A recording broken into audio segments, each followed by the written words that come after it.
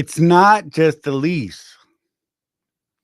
It's a contract that can make or break your entire business. Tonight, we're going to be breaking down what's really in those trucking lease agreements and how to protect yourself before you sign. Why do so many owner-operators sign contracts they don't fully understand? Common areas us truckers overlook that cost them big in those contracts, right? And how to approach lease contracts like a business owner, not just a driver. We're going to get into that and probably so much more, I'm sure of it. Right after we do our normal thing, and we'll see you on the other side. Paying too much for trucking insurance? What if you could save more by making one simple phone call and keep more profit? You could very well do just that with one simple call to Seabright Agency, 800-366-6466. Call now. Now here's a question that all owner-operators and small fleet owners should consider. What happens when you access the unrivaled advantages that are available through the ES Advantage program?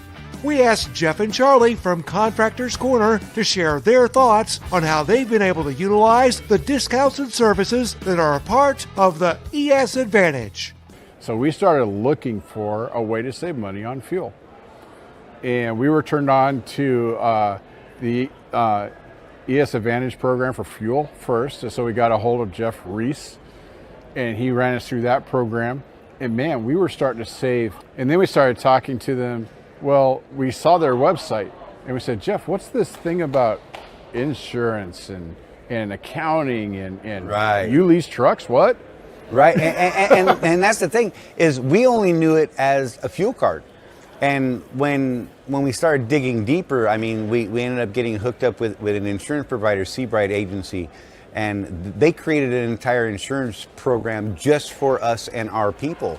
And from that, we've learned that, now there's even more potential. There's a greater opportunity, and it's completely opened up our eyes and broadened our vision into what it is we're trying to do, which is help people do better. Wrapped with the ES community just makes that process so much easier. Now, if you're an owner-operator or small fleet owner and you would like to learn more about how you can drive savings to the bottom line of your business, the ES Advantage program has the discounts and services that deliver the kind of unrivaled advantages that are designed to help you improve your overall operation. Get connected with the ES Advantage today.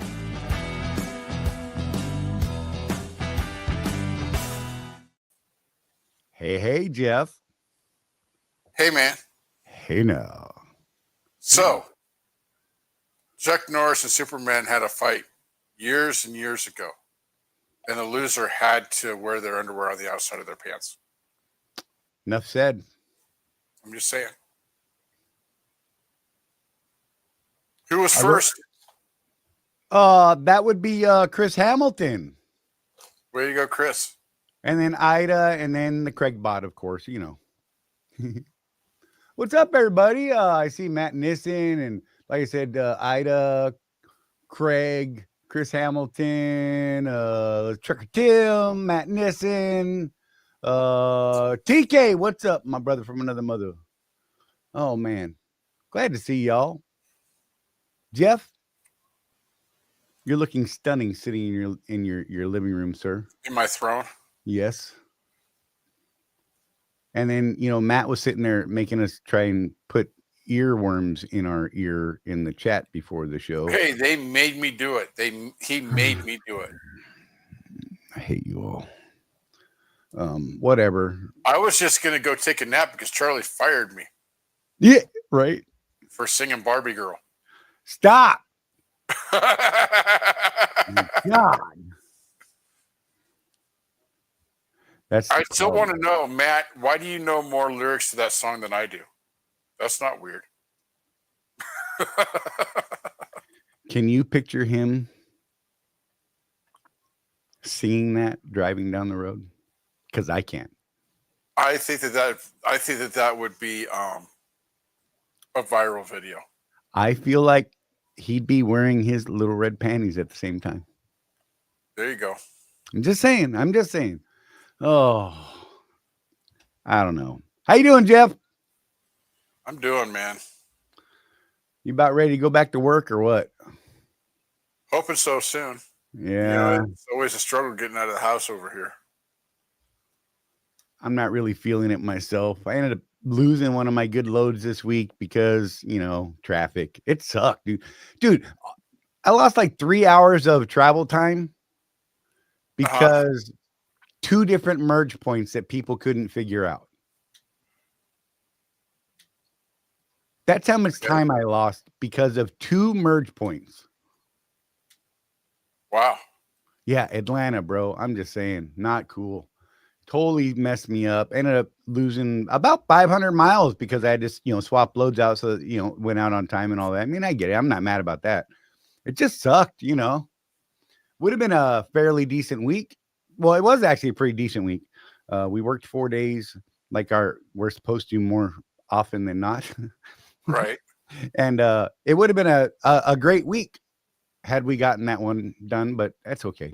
It still worked out to be a pretty decent week. I ain't mad. And, other than that, same old stuff, man. Target. But, this week, Jeff, we're talking contracts. Yeah. Everybody loves contracts, man.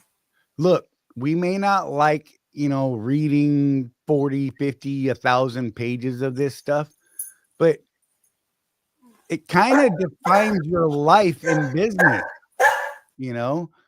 I mean, you have to really get into these. You have to be open to understanding what's in them. And if you don't understand, get a freaking lawyer.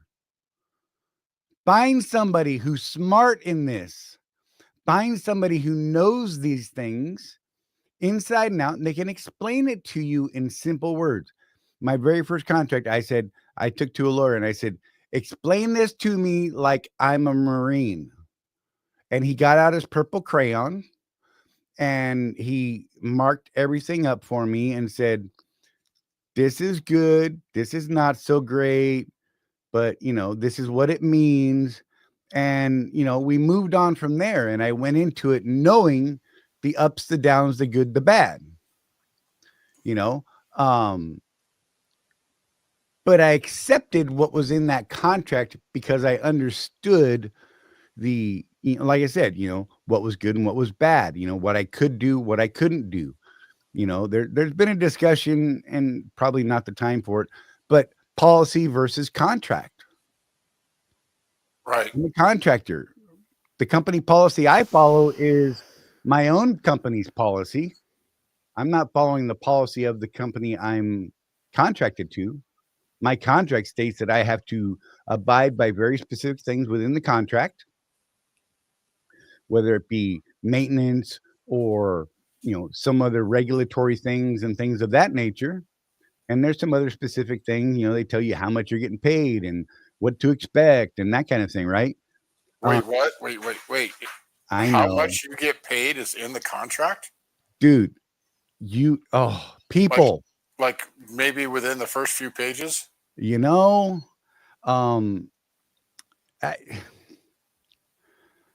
just take a break. You knew that I was going to have to bring that up. Oh, I know.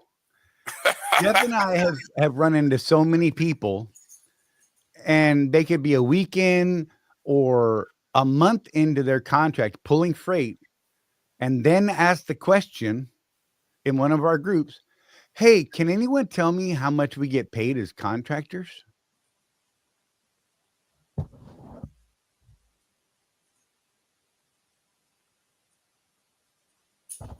And that, I think, Charlie, the last time we saw that in our group, that was your exact response. You didn't even answer the question. No, I was just over it. I know that sounds harsh, folks, but seriously, we're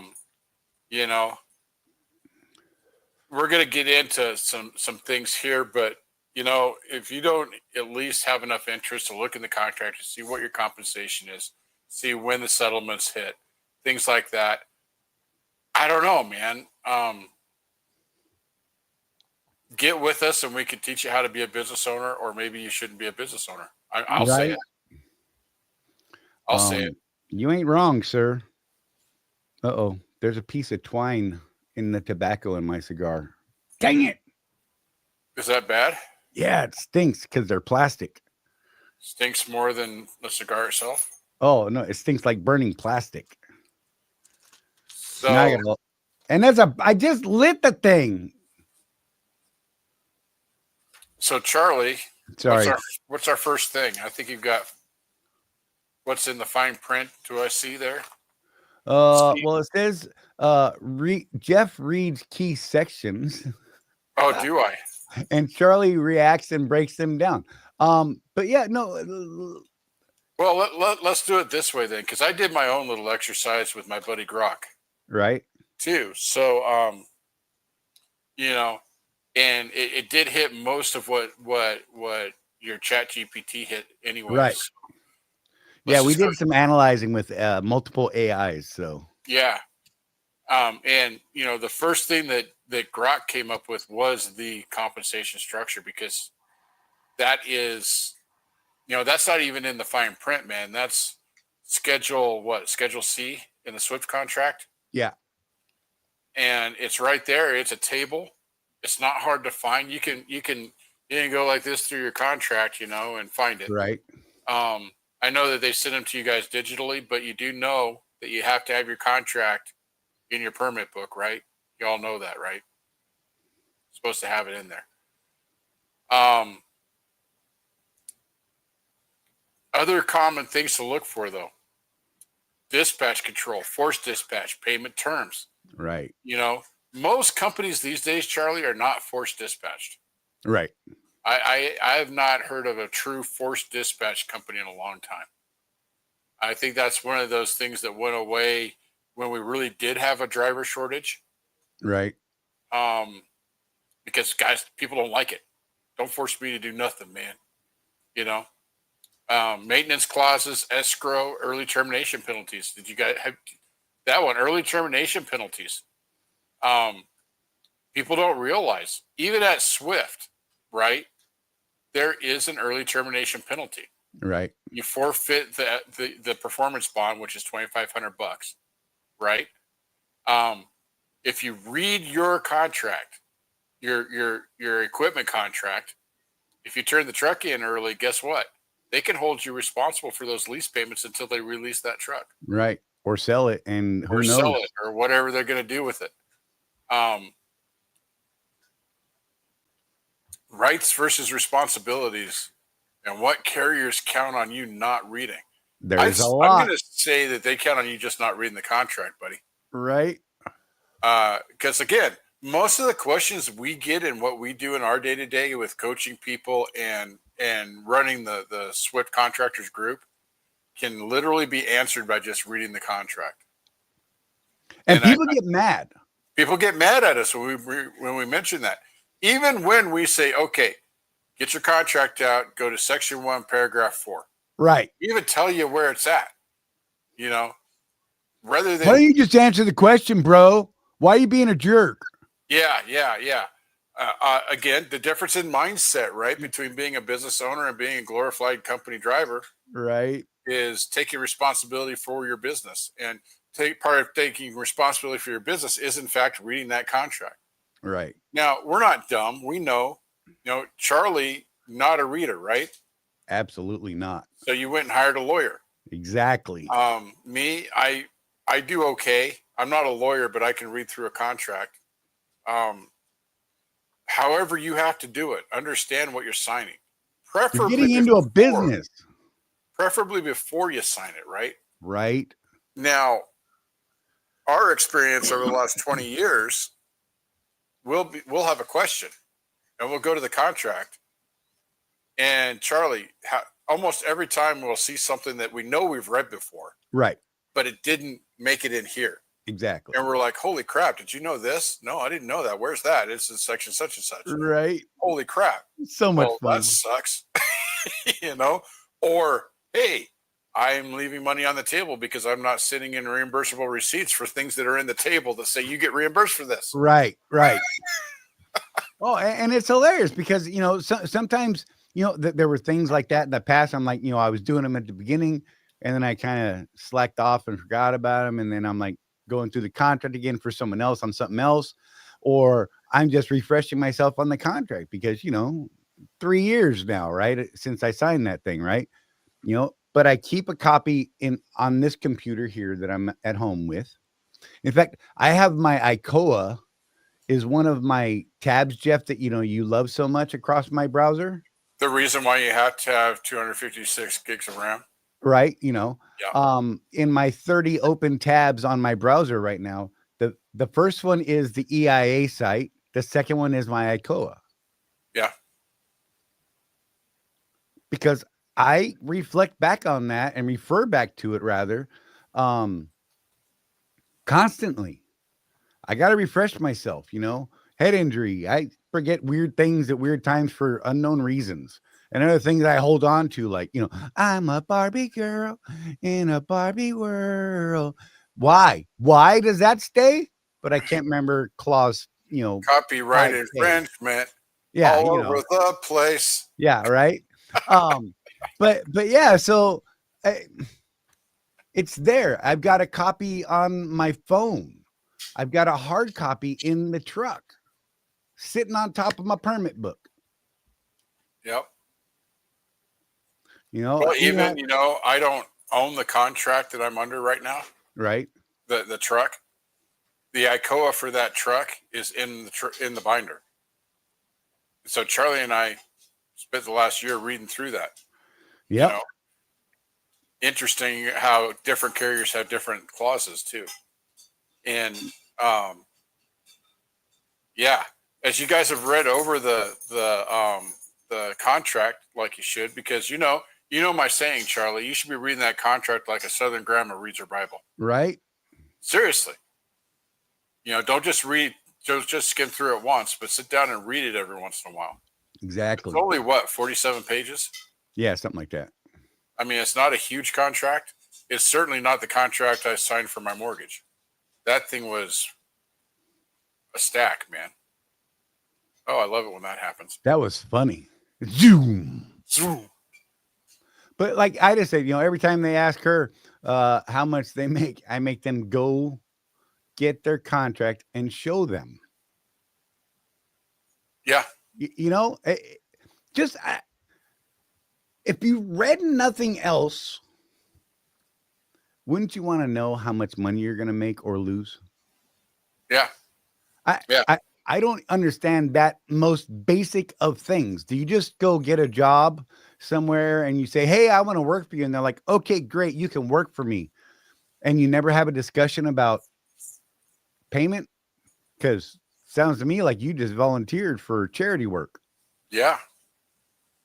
Yeah. A couple of the things that Grok came up with, Charlie, was exclusivity terms. Right. And, that's a hot topic that comes up every once in a while because at most of the mega carriers, they do have a way within the contract to go out and do your own thing. Right. It's usually spelled out very, very specifically. And if you don't follow those rules, you're going to lose your contract. But most are not 100% exclusive contracts. Right. At Swift, they do what they call trip leasing, which is, yeah, it's not a great term for what it is, but you do have the ability. You got to cover up all the numbers. You got to have your own insurance. You got to do this. You got to do that. It's all laid out in there, what you have to do to be able to do that. That's something that people, again, don't read, right? Freight and load obligations. What is your responsibility to the freight that the carrier is entrusting you with? Is there, like at Panther, they do a lot of military and a lot of medical pharmaceuticals. And there's rules that go with that. There's responsibilities for the team. These are all team loads because you have to, when you're loaded with stuff like that, one of the rules is you will never leave the truck unattended while it's loaded. Right. Ever. So you got to have a team run that sort of freight. all sorts of things. It's much different than just your standard Swift dry van freight. Right. In our world, Charlie, you have obligations because you haul reefer. Yeah. You got to check temperatures. You got to make sure the thing's fueled. You got to do this. You got to do that. It's again a little bit more than on the dry van side. Dry van side, you pick it up. If it's not a sealed trailer, you check the load, and then you put your enforcer lock on it, and you move out. There's an awful lot of people that don't even do that. True. But you know what I mean. Right. Reefer, you've got to, if the load's unsealed, check the load, securement, put your enforcer lock on, check the temperatures, check the fuel levels, check this, check that, check that. If you're flatbed, securement. Big time. But it's laid out in the contract what your responsibilities are depending on what carrier and what division you're in. So make sure you're reading that stuff. Because you could, Charlie, I think I told you that I was working in the Opelika Walmart one time, and this dude calls in. He had an amber light on his trailer, right, on his reefer, for 100 miles. Yeah. And he was, I'm going to say it, he was dumb enough to tell the dispatch, yeah, it's been about 100 miles that it's been like that. Whatever. Anyway, he had an obligation to stop that truck at the closest place and get that checked out, and he didn't do it. That dude no longer worked for the Walmart account after that. Right. So make sure you know what the obligations that you have to the carrier are. And that includes the type of freight you're handling and any special rules that go along with it. Hazmat's another one. You got rules for hazmat. So what's one lease clause that caught you off guard or saved you as you've read through the contract that you're under? I was ready for you, Jeff. That's the question for this section. Nice, huh? I was ready for you. Yeah. But yeah, you guys, I mean, seriously, this is a really good question for you guys. And look, we're not trying to bust you out for not reading your contract or anything like that, but these are real world learning experiences that we could share with other people that are thinking about or are currently new to, or even those guys that are experienced in the contracting world of trucking. We're not here to bust your chops. We're here to help people learn, understand, and get a better understanding of what this stuff is.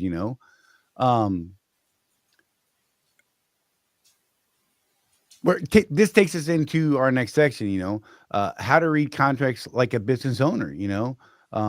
Red flags versus negotiables. Why standard contract doesn't mean fair contract. Right. I mean, and there's a lot of nuances in all of that already, and getting advice, either from attorneys or experienced truckers, and second opinions, man. Look, Jeff and I don't know everything. We know a lot, but we would never tell you to take our word on a contract without doing some due diligence behind that.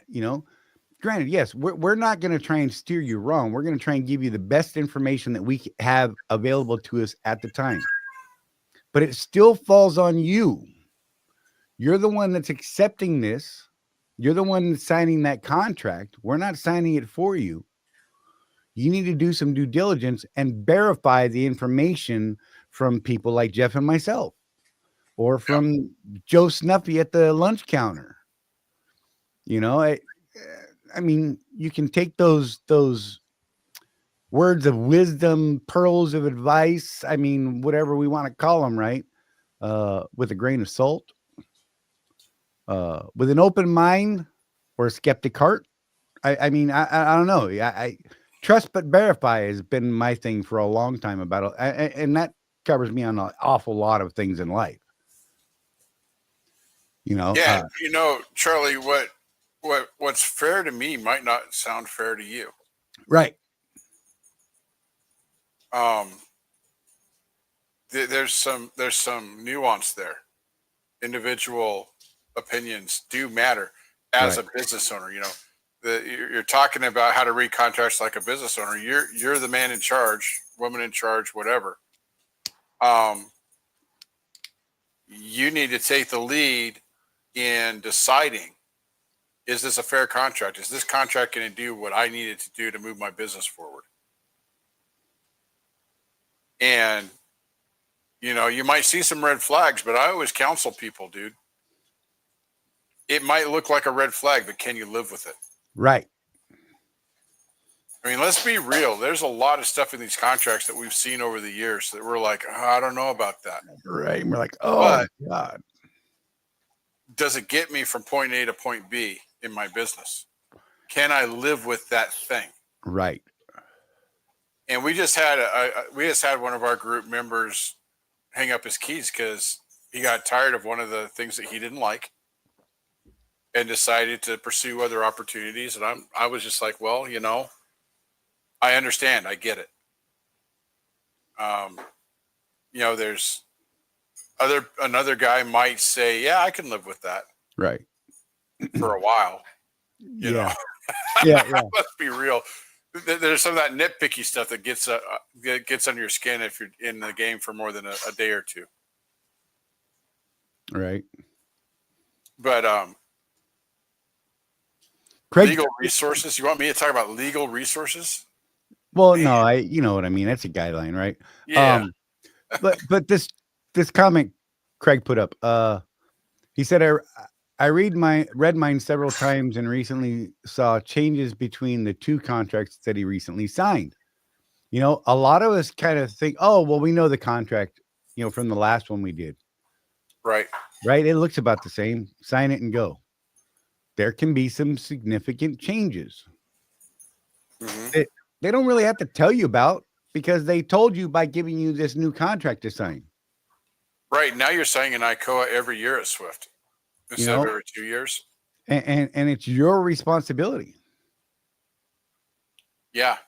And I'll speak directly to the Swift guys. You know, we have a new ICOA coming in the fall, a new ICOA option that will give you other business models available to you. Right. Good way to put that. I like it. Don't just think that that's going to make you more money and go sign the contract. Right. We haven't seen the contract yet. There might be things in there that are a deal killer. We don't know. Yeah, Ida, they update it yearly now. It's on your lease signing anniversary that you have to do a new ICOA now every year. I didn't do one this year. You didn't do one this year? Nope. They keep flip-flopping on it. I don't understand when. Okay. I know, it's weird. Let me look at my ICOA. Maybe it actually says something in there specific to that. Keep going with what you're doing. What was I doing? Talking sexy. Oh, yeah. Well, that's normal for me. Donna's giving me the fuzzy eyeball now. Thanks, I Charlie. like it. That is fantastic. Yeah, you're absolutely right, though. Don't assume anything when the new contracts come out. Every time you sign it, there's most likely going to be at least one or two things that have changed. Now, Swift is really good, though, Charlie. At least they used to be. I don't know. You could tell me if they're still doing this, but they have the facts, the FAQs, right.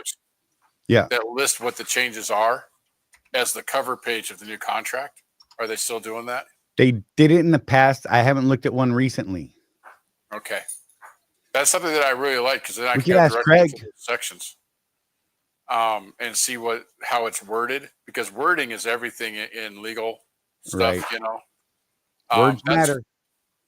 That's why, you know, if you're finding it hard to understand what you're reading, go spend a couple $100 to get a lawyer to read through it for you and explain it to you.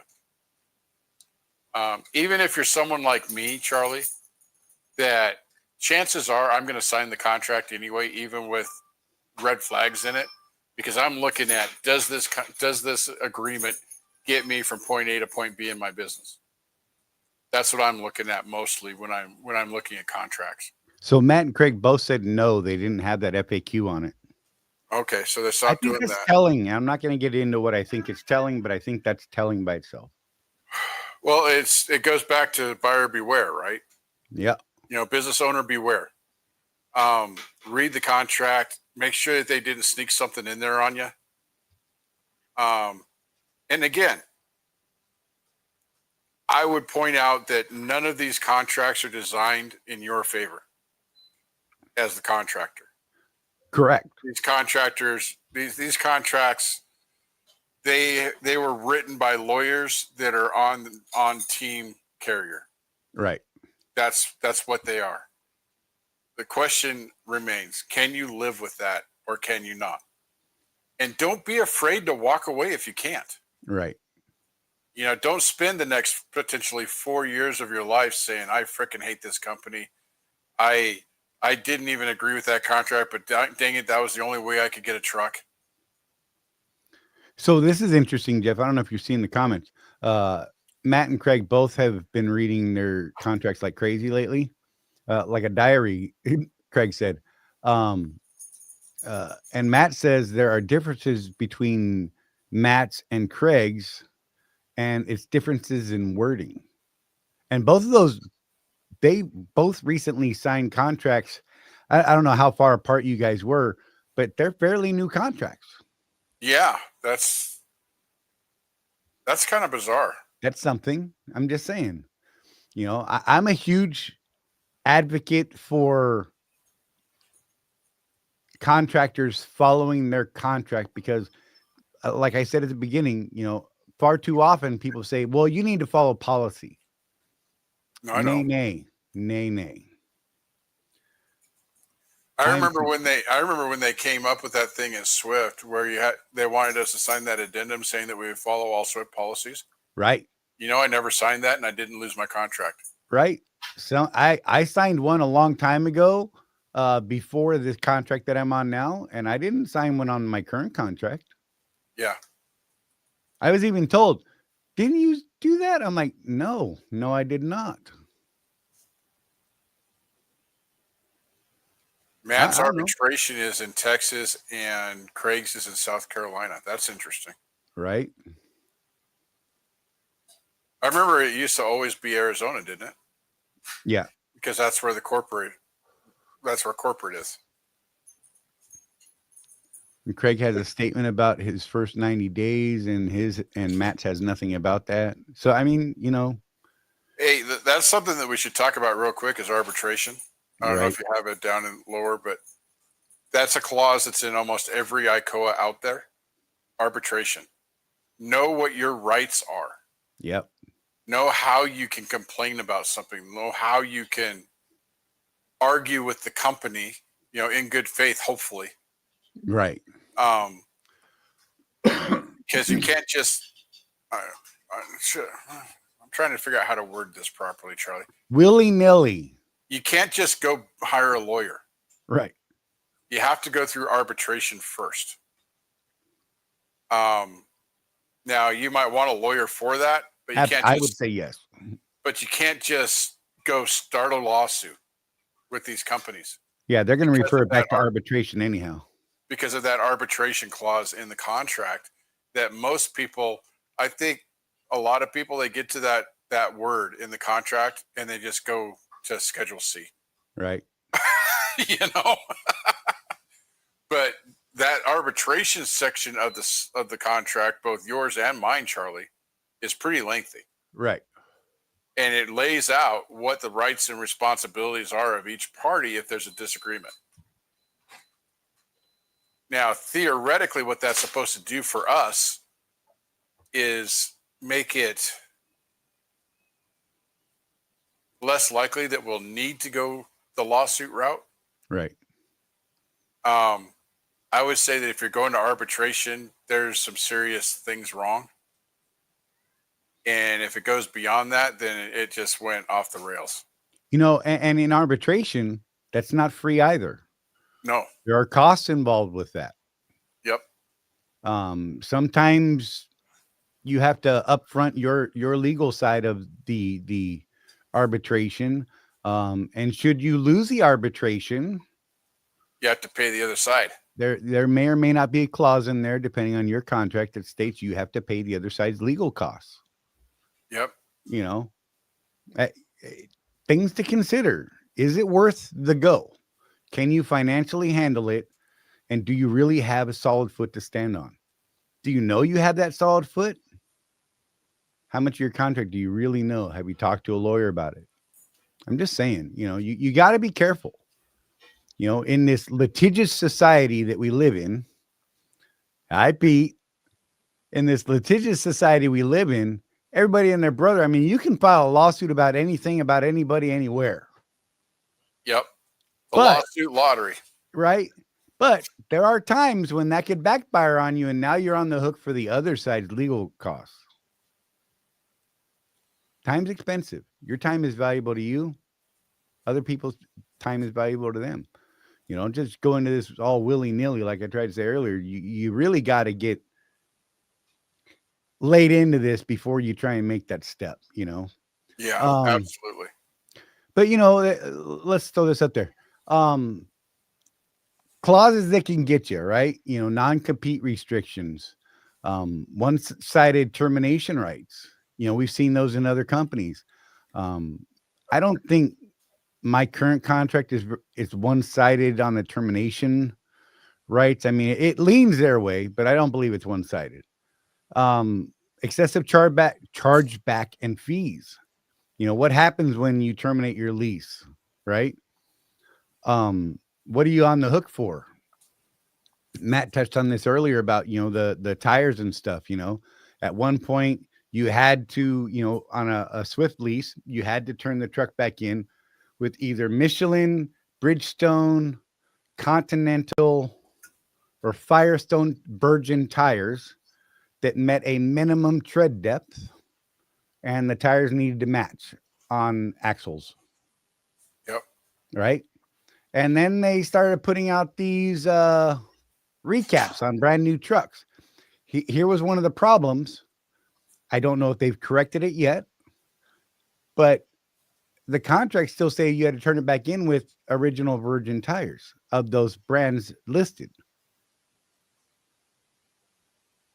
But they issued it to you with recaps. Yep. And then someone in corporate said, "Oh, no, don't worry about that. We'll take it back with recaps." Well, playing devil's advocate, playing devil's advocate, I'm like, well, I'm going down and finding the worst recap tires the cheapest recap tires I can find before I turn this truck in. Yep. Right. And they're going to be like, nay, Ether Bunny. They're going to be like, but they told us, and then they're going to throw it back at me like I would throw it back at them. What's your contract say? Yep. Now, I haven't seen them do this to anyone yet. And, some people get a tread credit on tires that are on the truck they turned in at end of lease. I did. But there's nothing in the contract that says that's going to happen. Yeah. It's weird.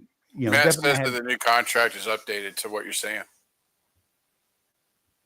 So there's a line in there, Matt, about the retreads and stuff.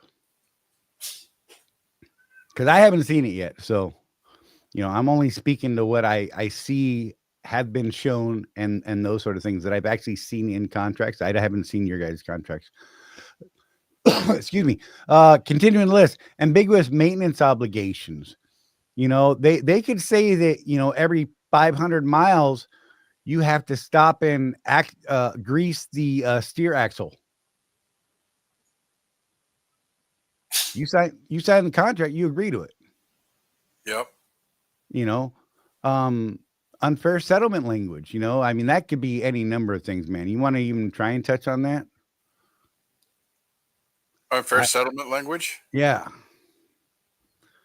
I don't know how to dip into that in a concise manner because I feel like it's such a big thing. You know what I mean?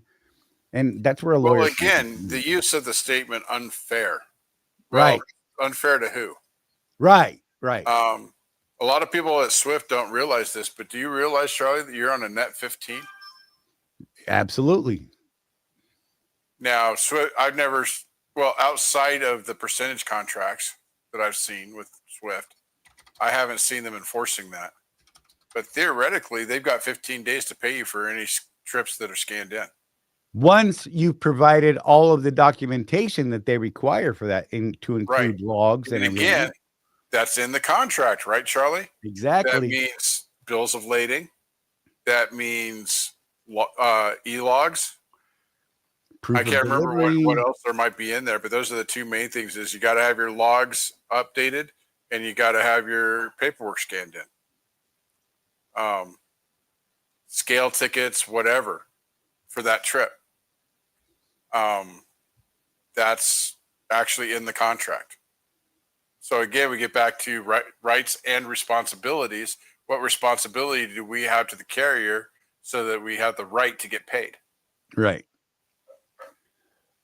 You know, and if you guys got a contract you want us to be able to look at, we won't share it publicly, just so you know. It's not, we don't put contracts up on the screen. I have in the past for my personal contract, but even that's kind of taboo to do because of non-disclosure laws and things like that. But if you want some advice on it, I mean, we have to be able to read the entire thing to give you any real advice. Okay. So if you see scrolling across the bottom of the screen, you'll see I got an email address up there. It's charliemayan.cc@gmail.com. And you can send it there. We're not going to share it with other people or anything like that. And just want some questions asked. I mean, by all means, send us your questions along with the contract and we'll try and get back to you when we can. Just don't expect it to happen overnight. I mean, contracts take us a while to really read, reread, then reread again, then go back and ask questions and read it again. Because that's how we do these things. So especially if you're trying to do it on a phone. Oh my gosh, yeah. So, you know, it's up there. You're welcome to send it to me, and we won't disclose them publicly in any way, shape, or form. But you know, it's an option for you to get some advice from us. But again, seek smarter people even than us, right? I know that's hard to believe that there's people smarter than Jeff, but there is sometimes. But yeah, so where was I going? The good, the bad, and the ugly, Jeff. What we'd like here, folks, is some stories that maybe you guys have to share. You know, if you got some wins and horror stories from your contract, how understanding the contract saved or ruined your business, right?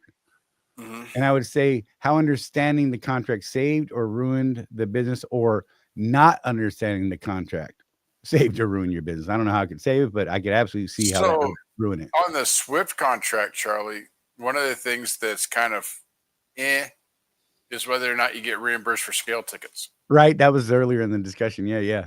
So you know what I used to do? I can't remember the line item now, but I would actually say per schedule whatever.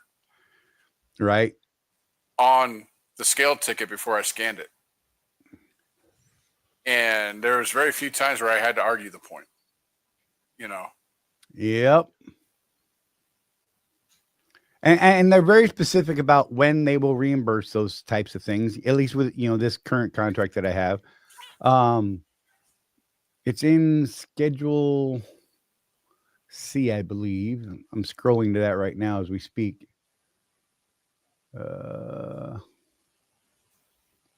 Bear with me. Oh, it's so small, Jeff.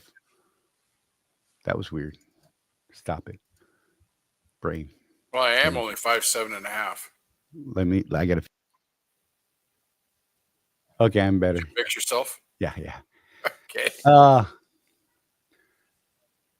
You know, and just to, because of the point you were talking about with the scale stuff, I'm just trying to find specific wording. Oh, it's Schedule D, excuse me, in my current one. That's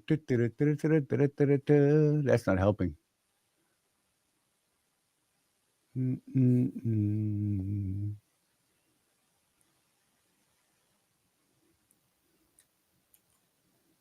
going to put the question up. Oh, yeah. Cool. Thank you. So who do you trust to review contracts with you before you sign, guys? Do you have someone? I pretty much rely on myself and Charley. I'll read through a contract, and if I don't understand something, I'll read it verbatim to Charley, and we discuss it. I can't find it now, Jeff. Okay. I don't want to sit here staring at that screen all day. I know there's very specific times, like a T-call or a customer requires it. They say that's when you'll be reimbursed. Otherwise, it's on you. I scale almost nothing.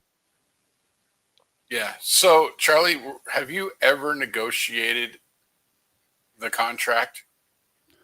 I have not. I haven't felt the need to. I've accepted the things that were presented to me in the contract once I understood them fully. There's a couple things I maybe should have in the past and might do in the future if that comes up, right? Right. Can't give you specifics off the top of my head right now because I'd have to go back and be like, oh, wait, check mark, check that, right? And I haven't done that in a long time. So, but I know you have at one point. Yeah, I negotiated part of the IEL part of the contract when I got my 2016. They still had, so this was the year that it was like 2014 or 2015 when Detroit Diesel started recommending the 50,000 mile oil changes versus the 35,000 mile oil changes.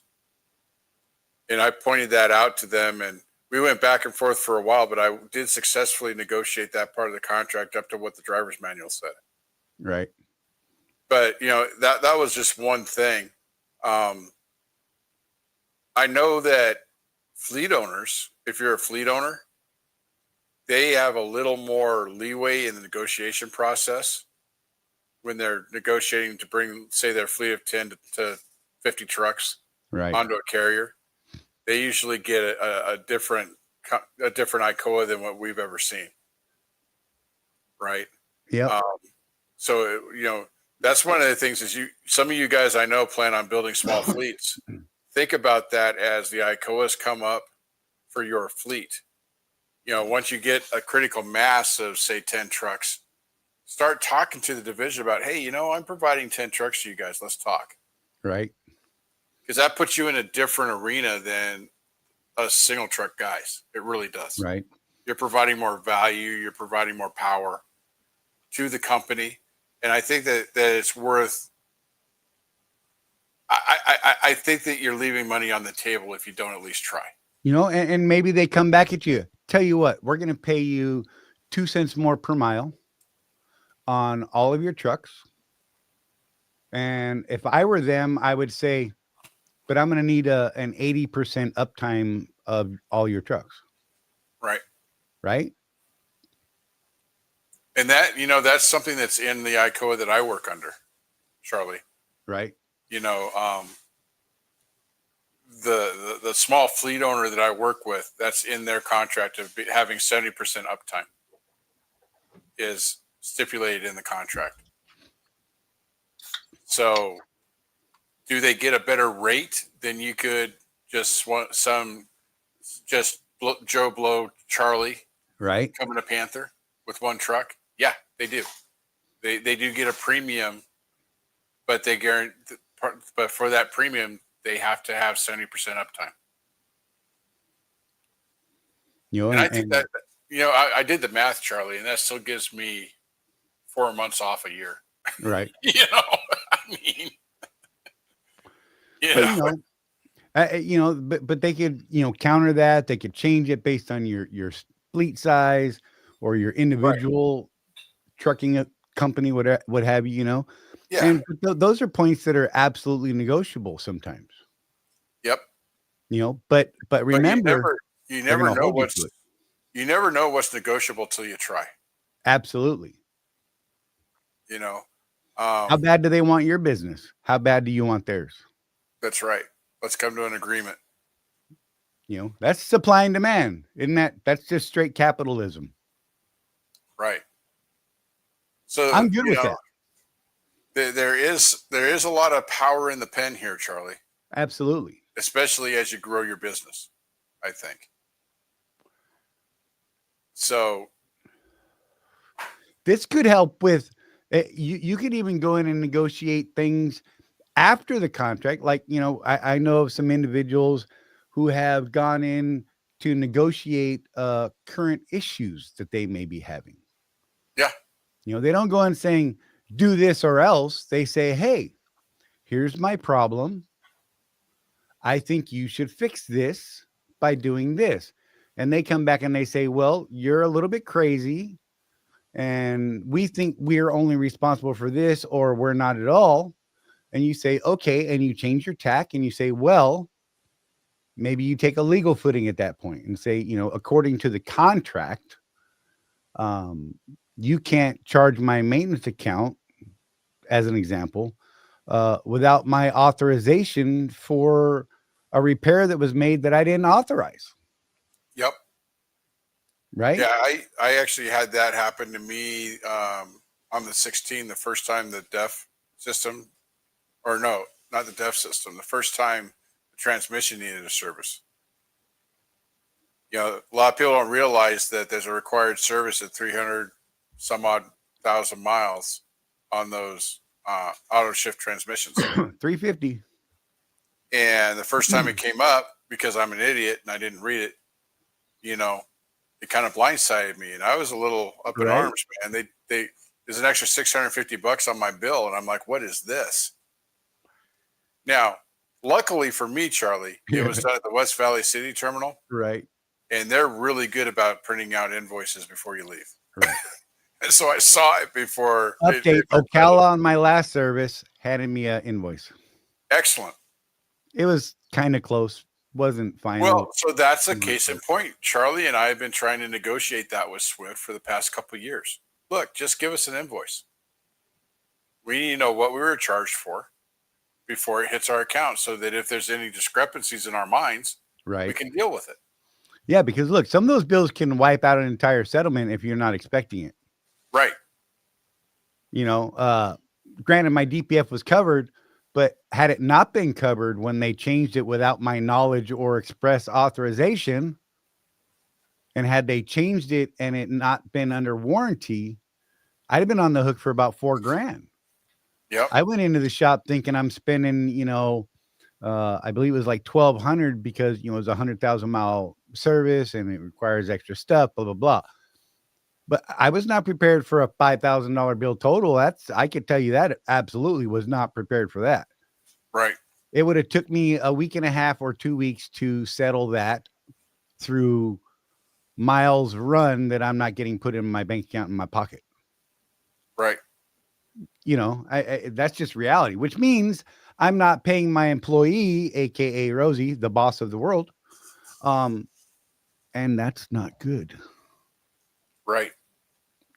Don't not pay the woman. I'm just saying. It starts getting scary. That's the whole can of worms right there. Right. And we're not talking gummy worms either. We're talking little tiny arm worms, but I mean, what? That's not nice, Jeff. Stop it. We're talking black licorice sour worms. Right. Dang it. You just made me look at my bags of candy over there. Now I want candy, Jeff. Well, you're the one that ate a hamburger in front of me earlier, so I don't want to hear it. I'm having spaghetti after. Dude, I'm gonna kill myself this week. Apparently, with you're food. just carb loading, man. You better go run a marathon or something. Yeah, I don't know what the heck's going on, but I've just been on a crazy craving thing. But anyhow, I still got a box of little cheesecake bites out in the freezer right now. You know what Donna made me eat the other day? Forced down my throat, the whole 9 yards. Do you really want me to answer this question? Cake pops. Okay, those are fantastic. She made me eat cake pops. Those things are, oh my gosh. look at Ida. Charlie, you don't need any more candy. Yeah, I had hi. Oh. I had to mind my P's and Q's right there. Yep. So people should, Charlie, learn to ask better questions when they're going into these contract discussions. Right. Read the fine print carefully. If there's some key terms that you don't agree with, try and negotiate them. I mean, the worst they could say is no, right, Charlie? Absolutely. And then you have to decide if you can live with that or not. Right. Protect your right to walk away. Yeah, keep that sacred. You know, if you don't like something, walk away, man. You know, I always told people before you and I met, even Charlie, nobody put a gun to your head and made you sign that contract. Right. That does not happen. Early buyout strategies, that's gonna depend on your carrier and your leasing company. Absolutely. A lot of leasing companies, Charlie, don't allow early buyouts because they want that revenue for that full 4 years. But whatever, it's their, you know, I could go either way on that one. Right. And then talk to experienced truckers. You know, we have a whole community, Charlie, Yeah. Yeah. of experienced truckers. Talk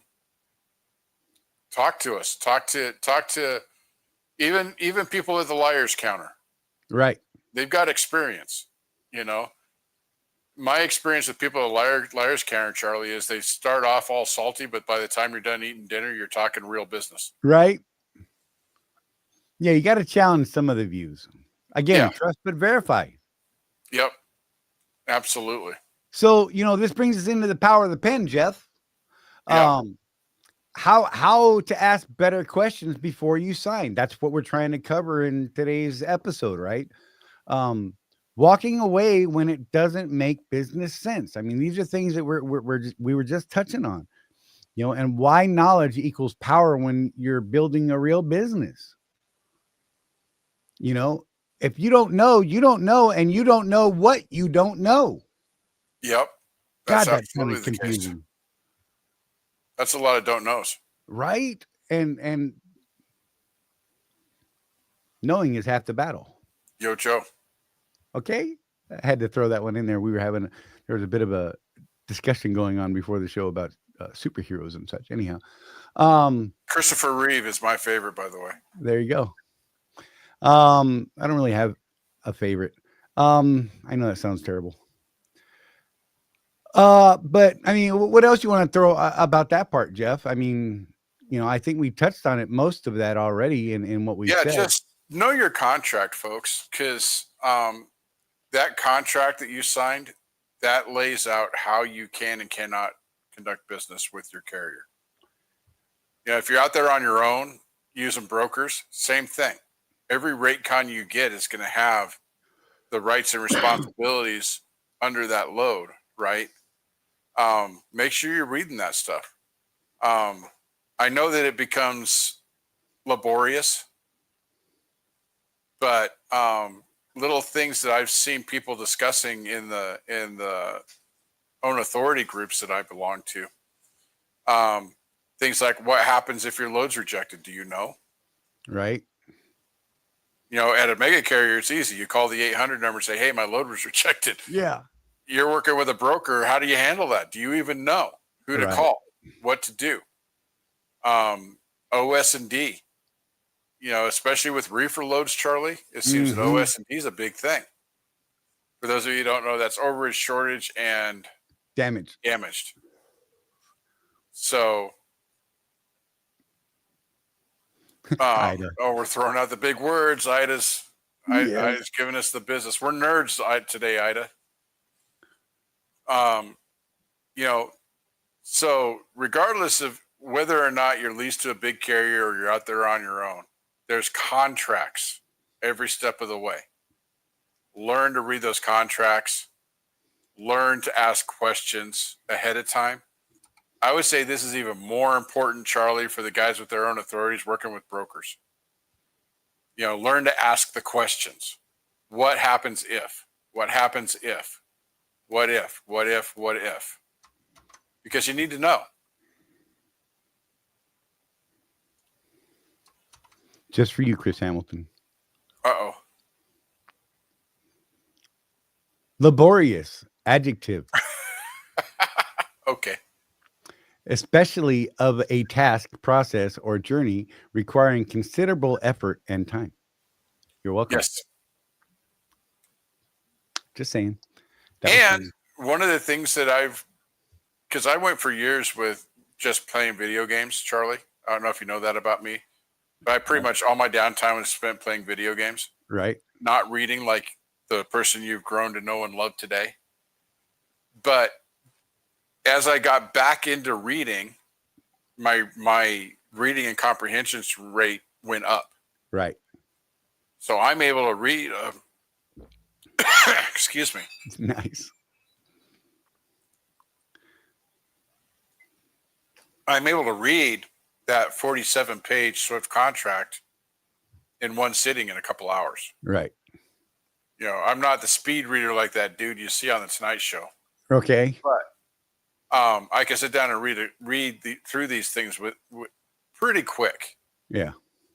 It takes practice, just like everything else we talk about. But you know, start with the contract you've got. Again, the Southern Grandma. You know, Southern Grandma, they might read one passage out of the Bible a night, but boy, gosh, they read that thing every night. Right. And they know it. Yep. You know, so inside the RWE community, y'all, we're not just helping truckers find loads.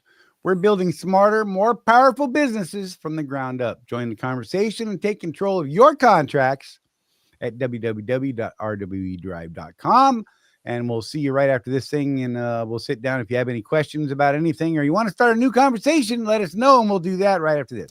You're either running your business like an owner or like an employee. And if you're stuck in that employee mindset, you're leaving money on the table. Company drivers wait for direction. Business owners create opportunities. Company drivers chase miles and just drive. Business owners chase profits and know their numbers. Want to run a real business? Start tracking your numbers. Know your cost per mile and start saying no to bad loads. Drop "I run a business" in the comments if you're done thinking like an employee. If you want to take this mindset shift further, join the Road Warrior Entrepreneurs community at www.rwedrive.com, where we have profit boosting strategies, coaching calls, and real road warriors winning together.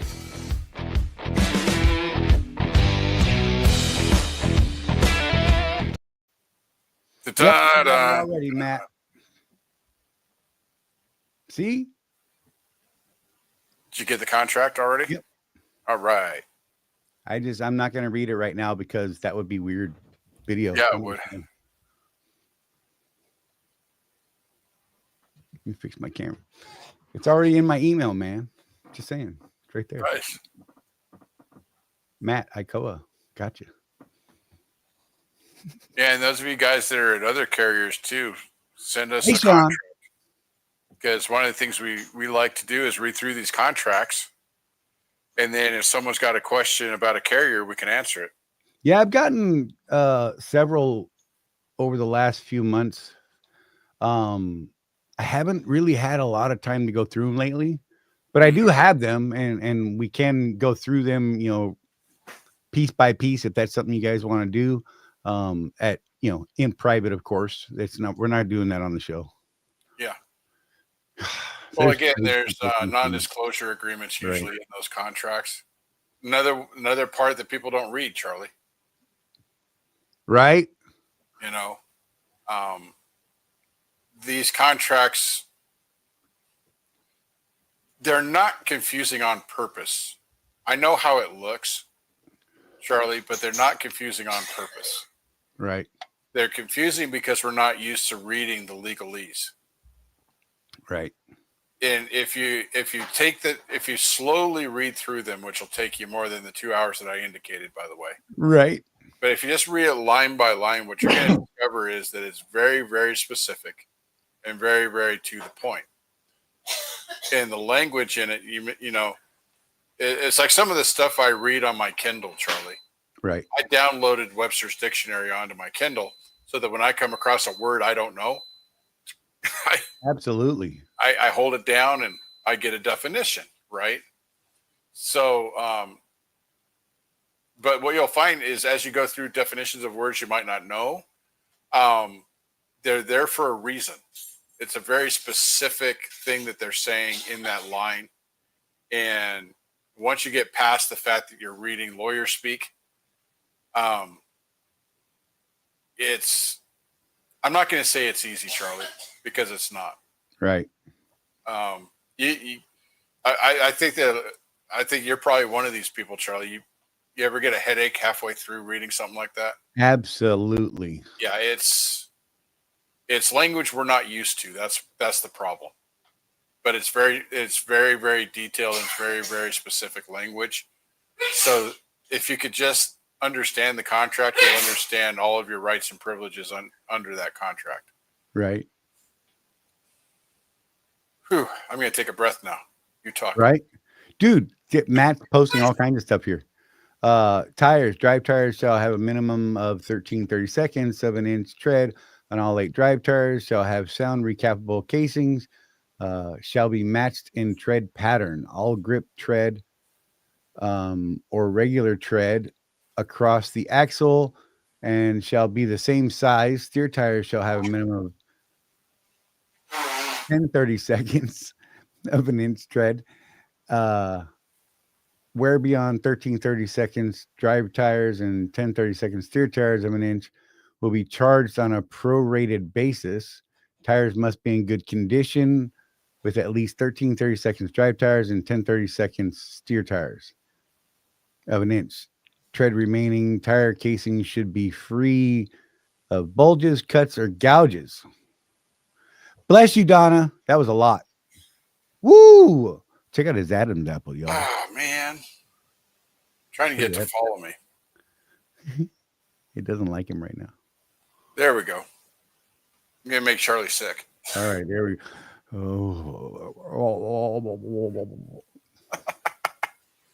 Not bad for a $135 camera. Right.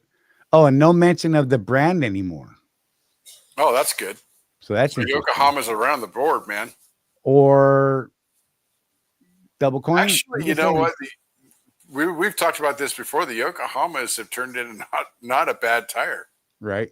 Remember, we used to make fun of them, but whatever, you know. Chris Hamilton. I definitely have to ask for help. I get a headache just reading my load offers. Yep. When you're 103 years old, you have an attention span of a gnat.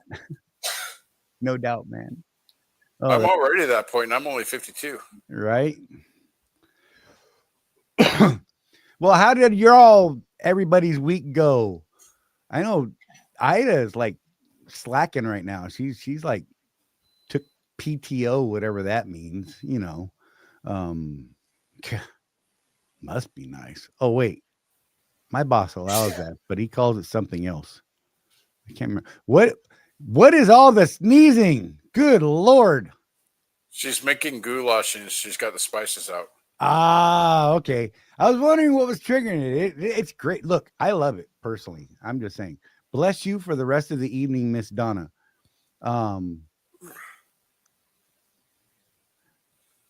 Good Lord. Sean, still in Texas, truck in shop. Yep. What's it in the shop? I took my traditional 2-week vacation, and now I'm trying to get out of the house. So, right. Oh, Sean, we were talking about contracts and such. That was the whole purpose of this show this week. Excuse me. Yeah. Glad you're here though. Now you got Charlie doing it. No, I was trying to clear my throat. Craig and Donna putting the goo in the losh. What are you? Hey, back pressure valve and oil cooler. Bummer. Hope that's you not. Just got that truck too, right? Have you run anything with it yet? Just curious. Man, that's bad. Oh, we need a Craigio emoji up there. Wait, watch.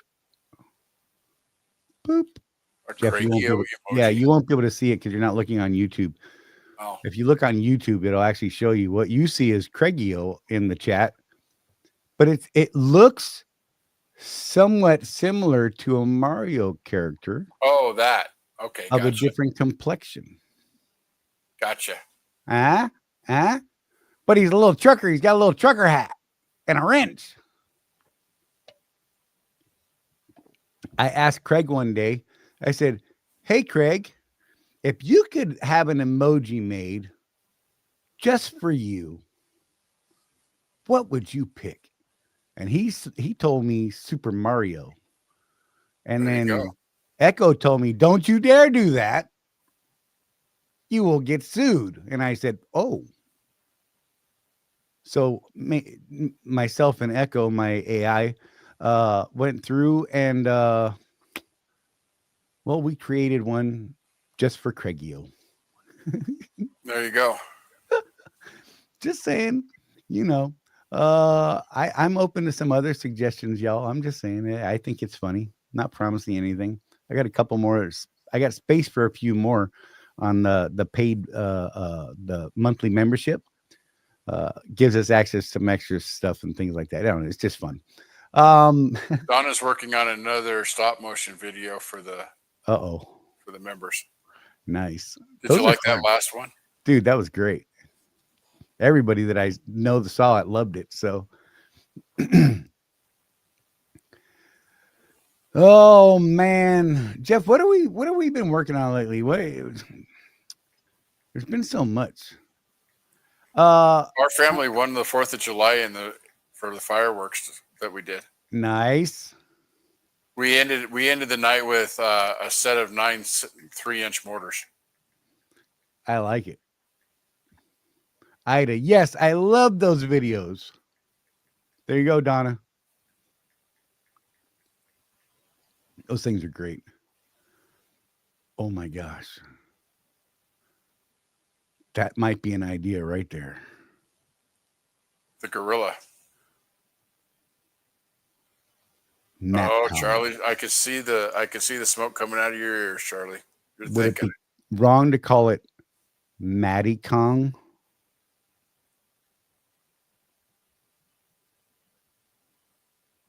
There you go. That may have to happen. Oh man. Chris Hamilton says, Matthew, your emoji would be too big to fit on a page. Right? Dang. Dang. Get back down there. Keep it clean though.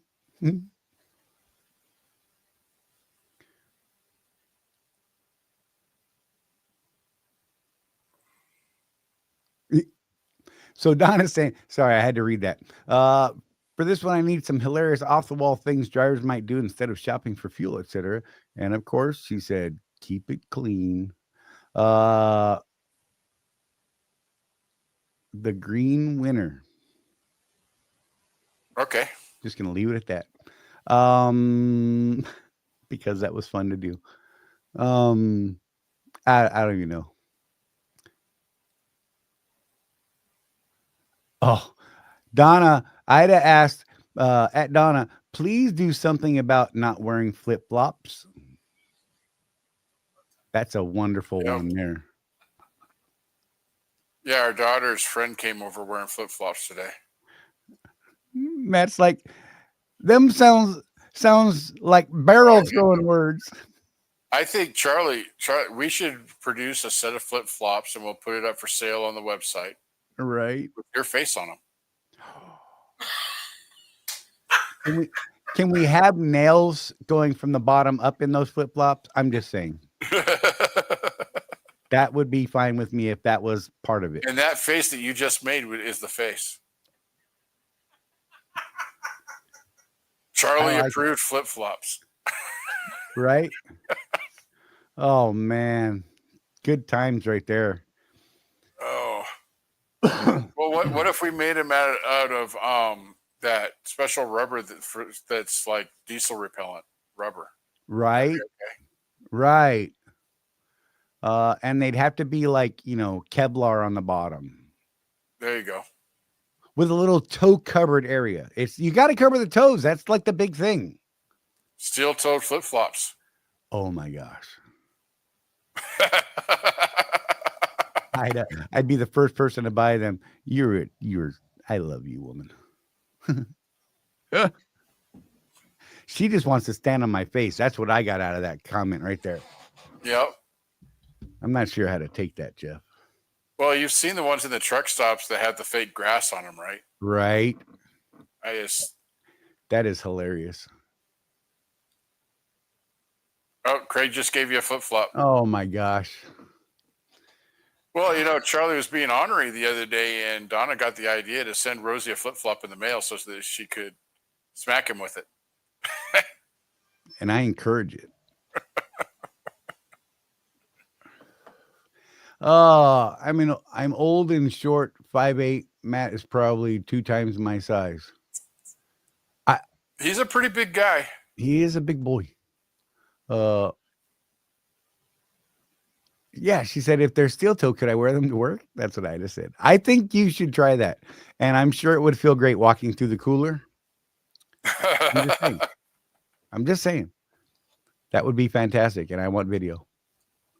Oh my gosh. Oh, wait, but you can't take video in there or something like that. I don't know. It's weird stuff. I'm fighting my brain, Jeff. Let me just calm myself for a minute. I need you just to take things for a second. I'm fighting urges to start topics that I'm not ready to start yet. Okay. Well, you know how my brain goes? I get dog on a bone. Yeah. Oh, Yeah. right. Yeah. Right? Yeah, let's not do that. It's kicking me right now, Jeff. I'm just saying we need to figure out how to make my brain shut up for a minute. You're fighting all the sugar you ate. No, well, maybe that's possible. Diabetes in a bag. I've got 2 pounds of it. These damn bags are a pound a piece. I'm just saying that was not You got a pound of nerds. Nerd gummy clusters. Oh my, that's my Dude. Ow, my pancreas. Right? Oh look. And a pound of Sour Patch watermelon. Oh man. I like the Sour Patch Kids. Dude. That watermelon one is fantastic. Oh my gosh. That damn Sammy Squirrel is in overdrive. That's funny. Oh man, I should eat some right now. See, now maybe this will get my brain going in the opposite direction. There was something else I wanted to talk about. And of course, that other thing is overriding everything right now. I feel like that's going to come up at some point. Yeah. Now I can't make the bag close, so I'm going to have to eat them all, Jeff. Oh, there it goes. Don't let them get stale, bro. Right?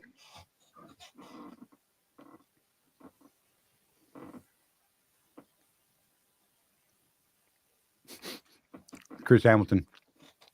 Hopefully one day I'll be able to meet Matt, Craig, Charlie, and Jeff. I keep looking in every custom Western store that passes me. Would it surprise you if I told you I just started flipping off Western stores? No. That may or may not be true. I can neither confirm nor deny. You're just jealous, Charlie.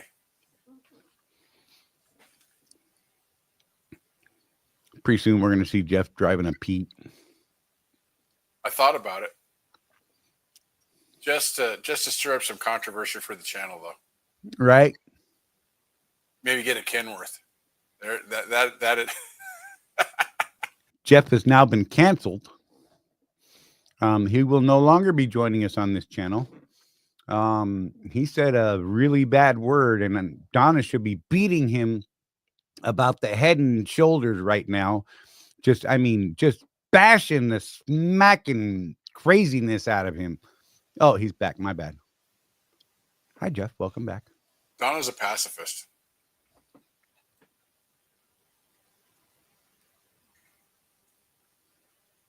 Okay, Charlie, I know you have your dictionary up. Go look it up. I'm questioning whether or not she knows the definition. You like that? Oh, my. She threatens to hurt me all the time. I'm just saying.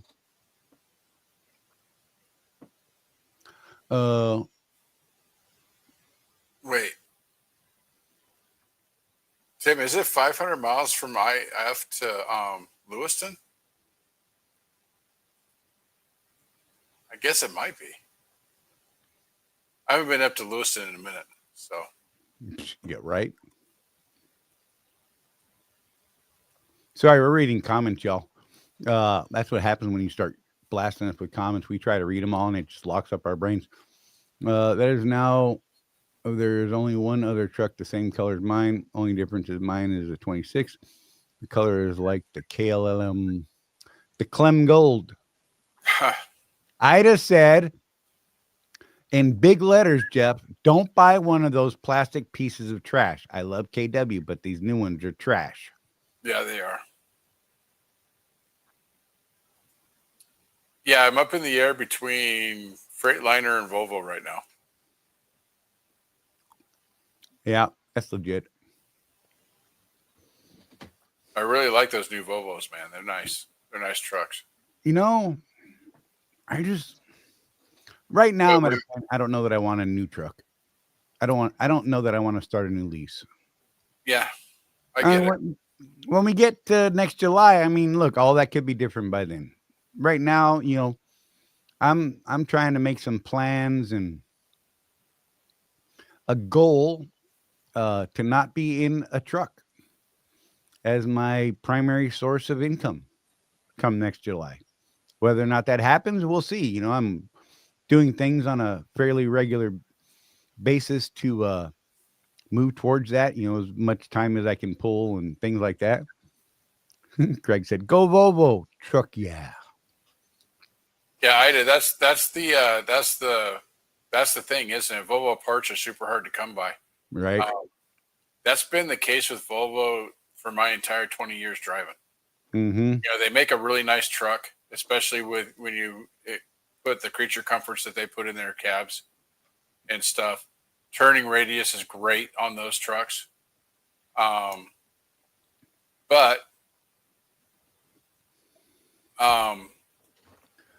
when they break down, their parts distribution sucks. And, you know, all trucks break down. You know, we're big fans of the Freightliner, but they break down too. Right. The nice thing about Freightliner is there's about a dozen Freightliner dealerships within 10 minutes of each other. Right. And if one doesn't have it, the other one does. You know, parts are everywhere, you know, parts most are of them. everywhere. But so Chris, I talked to Craig about the new Volvo EPU, and I'm convinced that it beats the spread between the Freightliner price and the Volvo price. Right. And then some.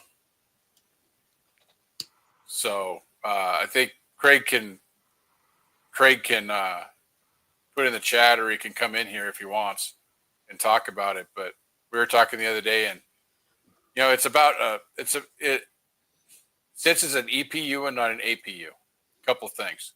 It is a battery pack, so it does need to be recharged. So we figured that with Craig's usage so far, if you take your standard 34-hour reset, it's going to keep the engine from running about half the time. So you're dropping your idle to half of what it would normally be on a 34-hour reset. That's pretty good, Charlie. Right. So, and you know, it starts and stops on its own when it needs to recharge that battery. So yeah. And then, you know, some people have had problems with the brand new Volvos.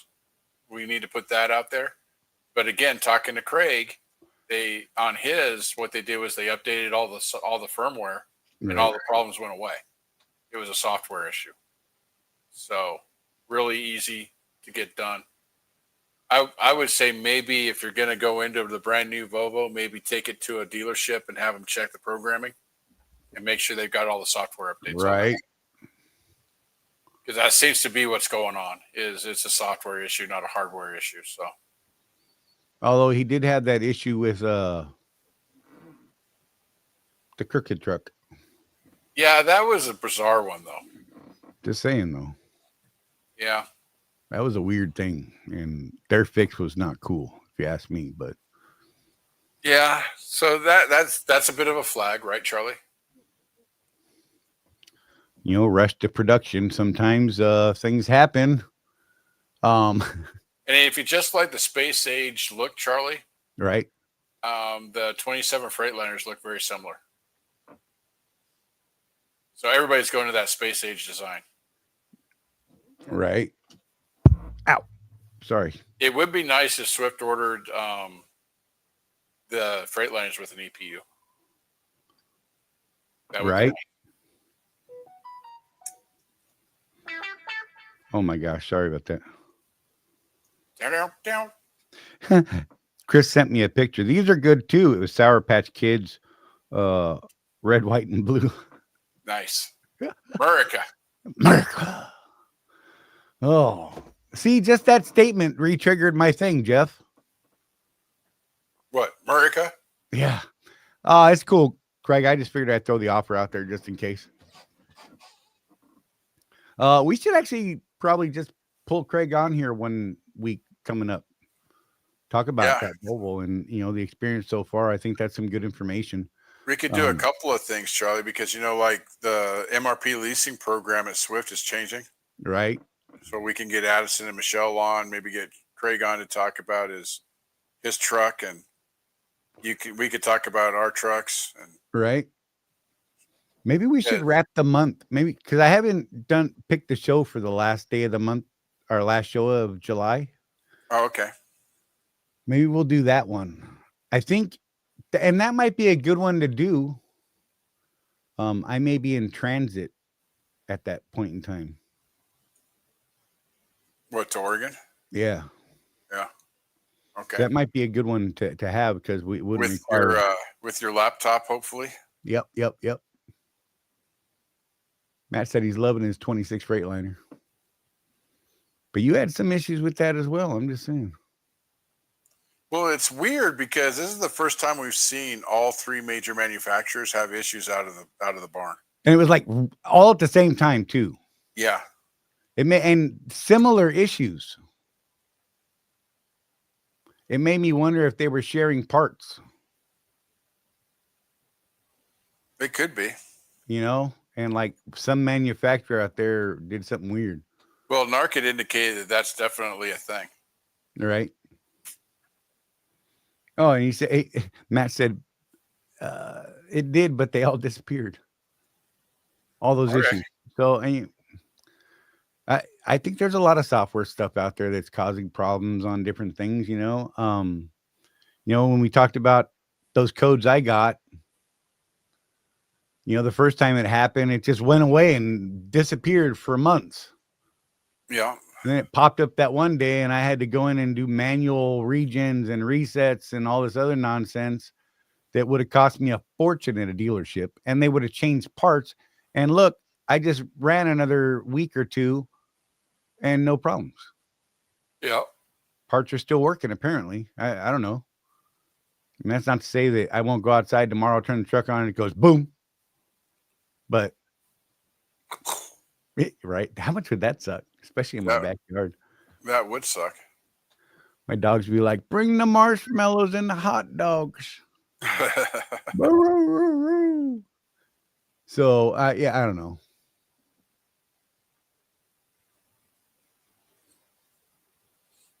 Yeah, so put my feelers out the way I am, Charlie.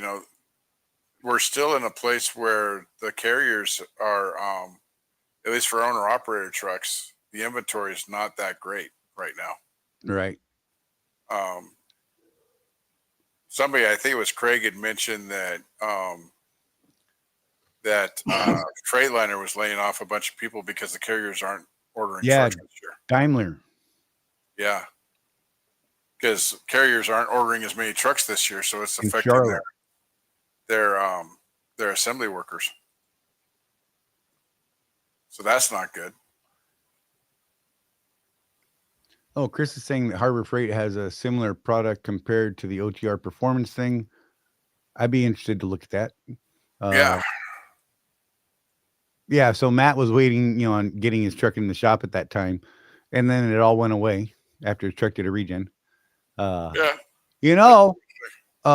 you had something like the OTR performance thing, you could have forced that regen and a reset of that system on the side of the road. Just saying. Yeah. And maybe save time and things like that. But then he did have that fuse problem too. And they couldn't find a short, but it hasn't blown since. But you know, it was probably a 5 amp fuse in a 20 amp slot that they replaced with a 50 amp fuse now, so it'll be fine. Yeah, Because there you go. that sounds like something legit. You know, Matt, I Oh boy, see where you're going.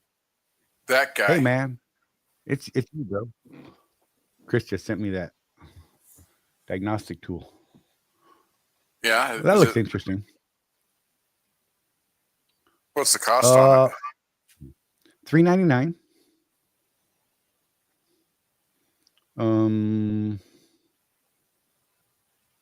Looks like it has its own reader though. Oops, sorry. Whereas mine does Bluetooth. But I mean, still, looks like you got some options in there. Looks kind of neat. Got required cabling and such. Zurich heavy duty truck code reader with DPF regen. Cool. Oh, that's too. Those letters are too small. I can't read that on here. My eyes today with my glasses. I'm still fuzzy with my glasses today. It's been one of those days. It's the blood sugar. Yeah. It's all that sugar. Could be. I ain't gonna argue that for sure. Oh, you're killing me. Hang on. This is Chris, by the way, just doing this. I'm just saying. Oh, but he said there's nothing in there that mentions reoccurring subscriptions. Also does force regens. I wonder how you can update the software for it because some of that stuff changes. You know, yeah, I don't know. Huh.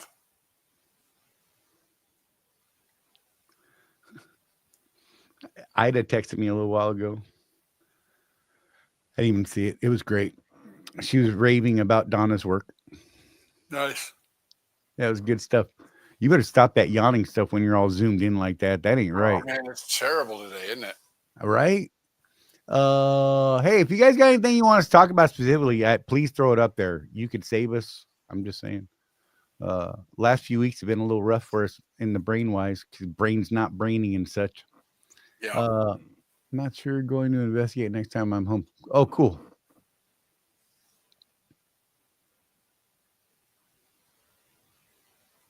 Matt said he's going to get with his friend Thad about getting a diagnostic thing for his truck. That's a funny statement. I can make so many jokes right there that are not appropriate and will get shoes thrown at me by Donna through Rosie. Isn't Thag the name of the Cro-Magnon man in Farside? I don't know. Yeah.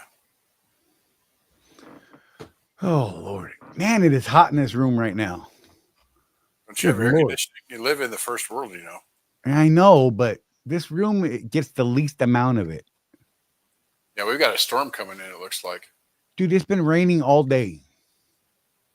I would love for it to rain. No, because I finally got little bitty green cherry tomatoes on my cherry tomato plants. Oh, nice. It's been a thing. Dude, our last attempt at tomatoes just went so bad, man. Did it? Yeah, it was. And the year before, oh my God, what a crop we got. Huh. You know, I don't know what changed. Honestly, I don't. We didn't do anything different. Same brands, the whole 9 yards. It was weird. Yes, but how's your aloe vera doing, Charlie?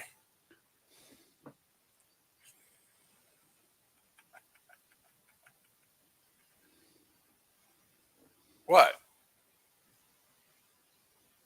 Oh, you're going to put me on the spotlight. I'm going to tell everybody that Charlie's been... I don't know what he's talking about. Oh my gosh. It was Thag, not Thad. Oh, okay. That's right, the Thagomizer. Anthropologist actually named one of the spiky bits on a dinosaur, the Thagomizer. Spiky bits. Yeah. I was gonna look something up and I forgot what it was. I got all sidetracked. That's great. Oh my gosh. What's a PETA, Charlie? A pain in the backside. Oh, okay. Look, see how I fixed that? See, I'm such a good person that I didn't even know. IYK, bro. Oh, man. I had to look that up one day a long time ago. I was like, what the heck is this IYKYK? What? Huh? That one I know. I did not at See what first. I did there? See what I Yeah. did there? Ah. I like it. So did anybody go through Texas after all of those floods? Oh man, that was crazy. I haven't talked to anybody that's been through there since then. That was just terrible. And I can relate to people, man. Yeah, that's Coming why I back think from flood stuff is crazy. my reels on Facebook were just filled with footage after footage after footage of that stuff the other day. Right. I spent way more time than I should have just watching the destruction. It was crazy though, man. I mean, they got what, 26 feet In 45 minutes. Yeah. I mean, that's just insanity for those rivers to rise like that. Yeah, dude. Oh my gosh. Yeah, the Denton people seem okay, but they don't service that area. What is that, Matt? I'll click on it. I'm a sucker. Oh, it's a code readers, truck scanner, DPF resetter, DEF. You know what I mean? Oh, okay. That one's $3.99 as well. Seems to be the going rate, yeah? Yeah. Here, I can throw this one up on the screen. I'll do that. Present. I'm not endorsing this. I don't know anything about it. I just sharing the screen, y'all. Get mad at Matt. Yeah. Good luck with that. Yeah. Beat him up. He needs it. Oh, let me take the logo down. My bad. It's blocking. That looks fancy. Right? But, you know, like, I got to tell you, though, I really like having that Bluetooth connection on mine. Yeah. You know, because it goes right to my phone. I can save all that data there and I can email it easily. You know what I'm saying? It just seems like a whole easier deal to me.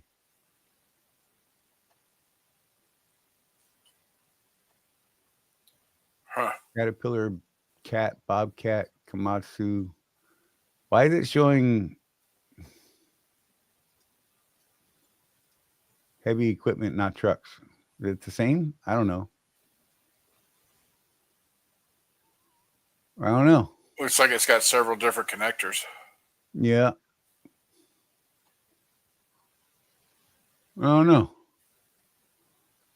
Well, it says heavy duty truck, DPF regeneration, DPF reset, maintenance light, reset data flow. Well, do those heavy machines even have a DPF? I don't know. Because I thought off-road stuff didn't require it.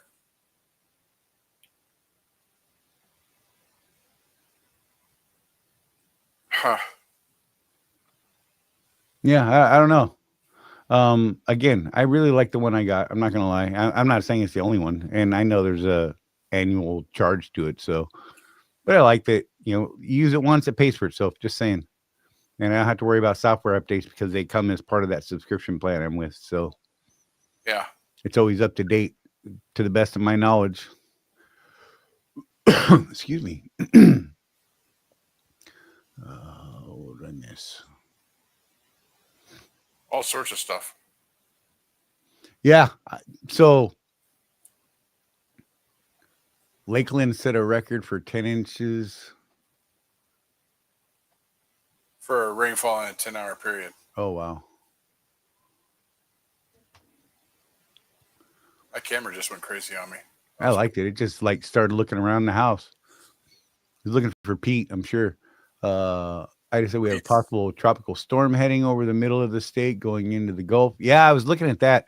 The latest spaghetti maps on that I just saw look like it's going up almost from east to west across the panhandle level. So coming in like Jacksonville or just below Jacksonville and going across the whole top is what the latest spaghetti map I saw today was looking at. Huh. Yeah, I thought that was interesting because before it actually was coming down below us, the last of the spaghetti maps I saw, and then wrapping up the edge of the coast. And I was like, oh, that's never good. Okay. But now it looks like it's going straight across the top, and I don't know. We'll have to see what happens. It's kind of nuts. Squirrels like nuts. Can I mention who else like nuts? No. Elephants. James said yes. How do you eat an elephant? One bite at a time. We did not see that much in Laredo's, according to James. So yeah, I don't know. Yeah.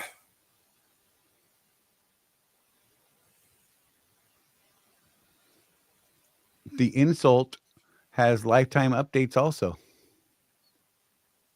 I'm not going to put his correction out there because it's fun.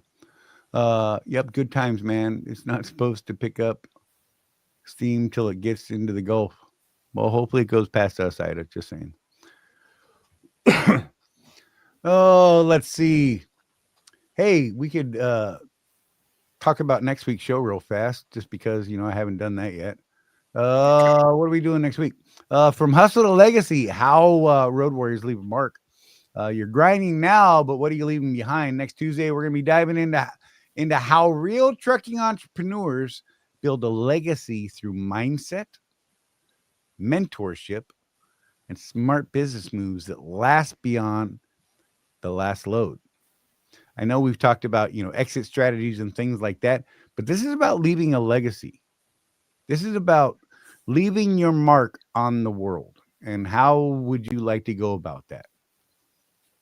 I think it could be an interesting discussion.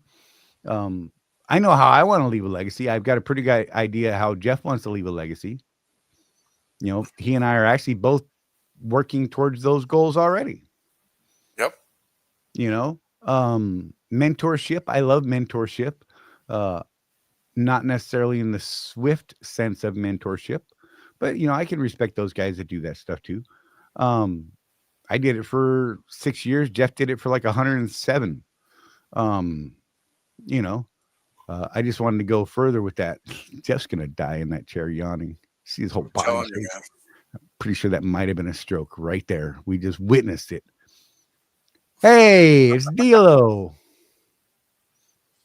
She said, I'm leaving 4 legacies in the world. Best I can do. Hey, I'm going to tell you that the latest one is absolutely going to be a legacy, if you ask me, because he's already a legacy in my mind. Just saying. That little guy is awesome. Although one of her others did say an amazing thing a couple years ago when people were stating what they identify as. He decided that he was going to identify as an attack helicopter, and I 100% endorse that. Okay.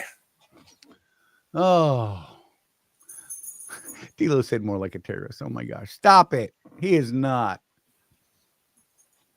Yeah, Ida, get her, not baby potato. Just saying. Maybe he should be a Marine. There you go. He could be a purple crayon eating potato.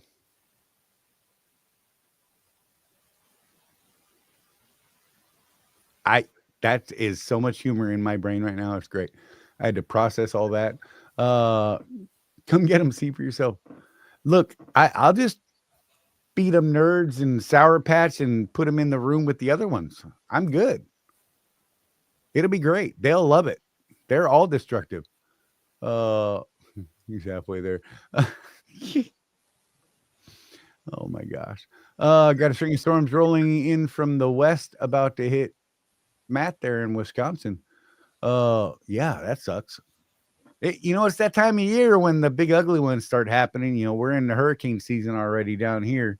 Already started. I can't remember what day it was. It was fairly recently, I think. Maybe not. Maybe it was beginning of June. Maybe it was the end of June. I'm not positive. I'm hoping you guys get a respite this year. I really hope we don't get hammered. You know, that late season nonsense we got last year was, gosh, man, not a fan. Not a fan at all. That was rough. Yeah, it kind of sucks, Charlie, because I was down there, but I wasn't going to visit because Right. I was getting out of Dodge. Mm-hmm. Smart move too. Let's be real. The way it turned out, I'm like, it won't be that bad. Boy, did that backfire on me. Had to make sure I protected my custom Western Star. Right. Mm-hmm. There it is. Oh man. Oh. It took me an hour and 47 minutes to work it in. Right. Yeah, that's legit, Matt. North Carolina and Tennessee haven't recovered. Dude, that's crazy, right? Well, they just got I-40 up and running at least one lane each way, and then they got hit again. Right. So I don't know. Good Lord. And that was the remnants of that Texas one, right? I think so. I think that's what happened. That Texas one went up and smashed North Carolina. Carolina's got to be like, can you guys stop sending your storms at us? Because, you know, the Florida one hammered the hell out of them. Now this Texas one hammered the hell out of them again. Man, it's like everybody's picking on North Carolina. Maybe they need it. I don't know. That's not right. That's not right. Yeah, Chris tried to work it in at 17 minutes and I successfully ignored him. I'm just saying. Oh, did he? Yeah. You knew that I wasn't looking. Exactly.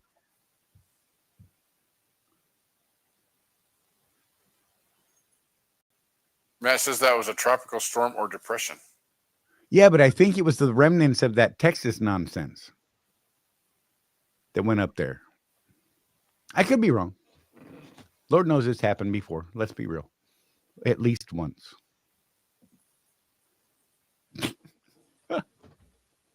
Oh man.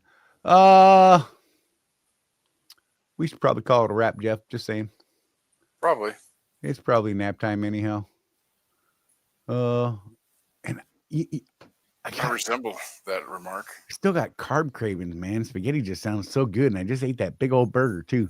It had me that double burger from Five Guys with cheese and jalapenos and mushrooms, and oh my god, I love it. You're making me hungry, bro. There you go. Go eat. Go have dinner. So with that being said, you guys, we love you so much. I really do. D-Lo, glad you popped in here. And look, you're a member, D-Lo. I don't know. You won that when you weren't even looking. You're a member of the channel for the next month. I'm just saying, you know, someone beautiful gave you $1.99 monthly membership for 1 month. You're welcome. And you know, if any of you guys would like to help support the channel, by all means, feel free to sign up for a membership. It's only $1.99 a month. Just saying. Jeff, what do you want to say as we head out the door here, sir? Well, keep that rubber side down, and remember, with no action, there is no traction. And you know, like every week, look after each other, everybody, because no one's out here looking after us but us. Once again, we thank you for your time and, you know, spending time with us the way that you do. It does mean a lot to us, and it really does mean a great deal. I love you. I don't know about Jeff, but I definitely love all y'all. And D-Lo, you're welcome, anonymous donor. And we'll see y'all soon. Be safe.